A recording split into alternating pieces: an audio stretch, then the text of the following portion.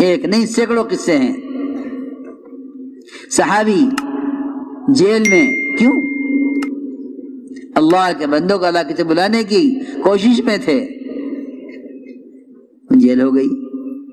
روایت میں ہے کہ جیل میں ان کو غسل کی حاجت پیش آ گئی، پانی مانگا جیلر سے، اس نے کہا کہ نہیں، پانی پینے کے لیے ملے گا، صرف غسل کے لیے پانی نہیں ملے گا۔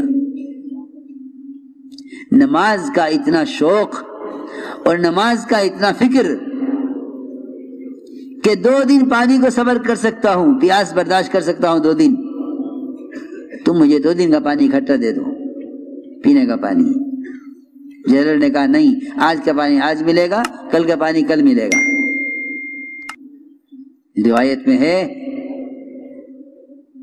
میں ہے کہ جب جیلر نے پانی نہیں دیا تو بادل آسمان سے اترا اور جیل میں داخل ہوا، صحابی کو وہ برسا اور صحابی نے اسے غسل کیا اور نماز ادا کی۔ تم دعوت عبادت کو جمع کرنے پر آؤ، ہم یہ چھوٹے چھوٹے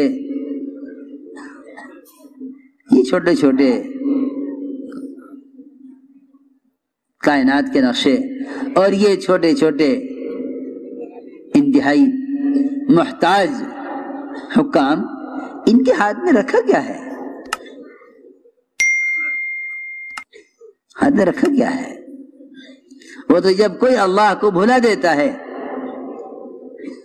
اللہ کو بھلا دیتا ہے، پھر وہ ان فقراء کی خوشامد کرتا ہے۔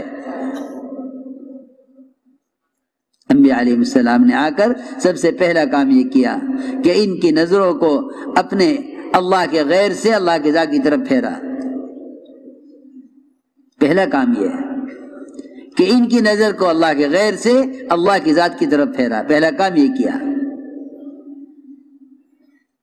اس لیے میرے دوستوں، بزرگوں، عزیزوں، میں نے عرض کیا کہ اپنے ارادوں کو، اپنی چاہتوں کو اللہ کی چاہت پر موقوف کرو، اپنی چاہت کو اللہ کی چاہت پر موقوف کرو، کہ تمہارے چاہنے سے کچھ ہوگا ہی نہیں جب تک اللہ نہ چاہے۔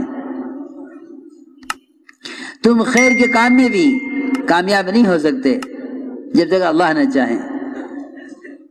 سلیمان علیہ السلام نے یہ چاہا تھا کہ اپنی اولاد میں سے 100 مجاہد اللہ کے دین کی محنت کے لیے تیار کریں۔ اللہ نے آزمایا، اعلیٰ نسل کی بیویاں، اعلیٰ قوت، اعلیٰ ارادہ، اعلیٰ نیت، 100 تاجر نہیں بلکہ 100 مجاہد اپنی اولاد میں سے اللہ کے دین کی محنت کے لیے۔ فرشتے نے کہا انشاءاللہ کہہ لو، لیکن انشاءاللہ کہنا بھول گئے انشاءاللہ کہنا۔ 100 بیویوں صحبت کی، ایک کو حمل ٹھہرا، 99 بیویوں کا حمل نہیں ٹھہرا۔ کیوں؟ اور وہ ایک حمل بھی ضائع ہو گیا۔ اللہ نے دکھلایا کہ تم ہماری چاہت پر، ہمارے کرنے پر، اپنی ارادے کو موقوف کیے بغیر کچھ نہیں کر سکتے۔ میرے دوستو، عزیزو، سوچو تو صحیح، جو اسباب اللہ نے انبیاء علیہ السلام کو راضی ہو کر دیے تھے، جب ان اسباب میں اللہ کی چاہت کے بغیر وہ کچھ نہیں کر سکتے، تو جو اسباب اللہ نے غیروں کو ناراض ہو کر دیے ہیں یا اغیار، ان اسباب میں کیا کر سکتے ہیں؟ سوچنے کی بات ہے، تھوڑا سا عقل کو استعمال کرو۔ وہ اسباب جو اللہ نے اخیار کو، انبیاء علیہ السلام کو راضی ہو کر دیے ہیں، جب وہ اس میں اللہ کی چاہت کے بغیر کچھ نہیں کر سکتے، تو وہ اسباب جو اللہ نے غیروں کو ناراض ہو کر دیے ہیں، وہ ان اسباب میں کیا کر سکتے ہیں؟ ہم ہر اللہ کے غیر سے امید لگائے بیٹھے ہیں، اللہ کے غیر سے امید لگائے بیٹھے ہیں۔ حضرت فرماتے تھے اللہ کی ذات عالی سے فائدے اٹھانے کے لیے کائنات کا یقین نکلنا شرط ہے۔ اللہ کی ذات عالی سے فائدہ اٹھانے کے لیے کائنات کے یقین نکلنا شرط ہے. یہ سمجھتے تھے یہ استفادہ قدرت کے لیے کائنات کا یقین نکلنا شرط ہے، کیونکہ اگر دلوں میں یقین نقشوں کا ہے تو یہ اللہ کو نقشے بنا کر پیش کرے گا. اگر دلوں میں یقین نقشوں کا ہے اللہ کو نقشے بنا کر پیش کرے گا. اس زمانے میں مسلمانوں کو سب سے بڑا دھوکہ یہ لگا ہے کہ اللہ نے کائنات کا نظام بنا دیا ہے، اس کائنات کے نظام کے مطابق مسائل حل ہوں گے. نہیں، ایسا نہیں ہے، ایسا نہیں ہے، بلکہ اللہ کی قدرت وعدوں کے ساتھ ہے، وعدے حکموں کے ساتھ ہیں. اسباب کے ساتھ قدرت بھی نہیں ہے، وعدہ بھی نہیں ہے. قدرت بھی نہیں، وعدہ بھی نہیں. اللہ کی قدرت وعدوں کے ساتھ ہے اور وعدے حکموں کے ساتھ ہیں. اسباب کے ساتھ قدرت بھی نہیں ہے، وعدہ بھی نہیں ہے. اس لیے سب سے بڑی چیز، سب سے بڑی قوت اللہ کے ساتھ گمان ٹھیک کر لینا ہے. اللہ کے ساتھ گمان ٹھیک کر لینا ہے، کیونکہ اللہ نے فرمایا میں اپنے بندے کے گمان کے اعتبار سے معاملہ کروں گا. اس لیے یاد رکھو، ایمان والے اور بغیر ایمان والے ان دونوں کے درمیان مقابلہ ہوگا. مومن کی نظر خبر پر ہوگی اور غیر مومن کی نظر کائنات کے نقشوں پر ہوگی. عجیب بات ہے، خبر نظر کا مقابلہ ہوگا، خبر نظر کا مقابلہ ہوگا. خبر یقینی ہے، نظر غیر یقینی ہے. اللہ رب العزت اپنے بندوں کے ساتھ معاملہ وہ کریں گے جو بندے اپنے رب کے ساتھ گمان رکھیں گے.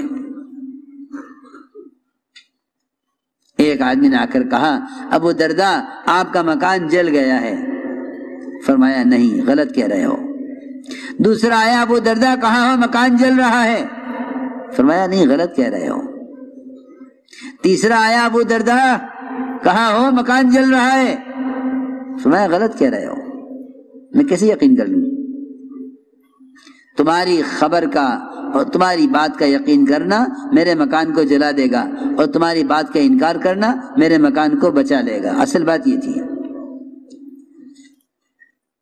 اگر میں تمہاری بات کا یقین کر لوں تو میں اللہ کی ذات سے فائدہ نہیں اٹھا سکتا. تمہاری بات کا یقین کر لینا مکان کو جلا دے گا، تمہاری بات کا انکار کرنا مکان کو بچا لے گا. اصل بات یہ تھی. اس واقعے سے سکھلانا یہی تھا کہ ابو درداء مکان جلا کے نہیں، اللہ نہیں جلائیں گے، اللہ نہیں جلائیں گے. تمہیں جلتا ہوا نظر بھی آ رہا ہو تب بھی اللہ نہیں جلائیں گے، کیونکہ میرا اللہ کی ذات کے ساتھ یقین یہ ہے. میرے دوستو، یقین کا تعلق اعمال سے ہے، خیالات سے نہیں ہے. یقین کا تعلق عمل سے ہے، خیال سے نہیں ہے. اس زمانے میں دعوے ہیں، عمل نہیں ہے. انہوں نے کہا میں کیسے یقین کر لوں کہ میرا مکان جل گیا جب میں صبح یہ دعا پڑھ چکا ہوں، اللہم انت ربی لا الہ الا انت علیک توکلت وانت رب العرش العظیم ما شاء اللہ کان وما لم یشاء لم یکن. میں یہ دعا پڑھ چکا ہوں تو مکان کیسے جل جائے گا؟ یہ کیسے ہو سکتا ہے کہ اللہ ادھر مجھے دعا سکھلا دے اور مجھ سے وعدہ کر لے ادھر میرا مکان جلا دے؟ اتنی بات تو کوئی شخص کسی مخلوق کے بارے میں برداشت نہیں کر سکتا کہ آپ مجھ سے وعدہ کر لیں پھر کام نہ کریں. وہ مخلوق جو محتاج ہے اس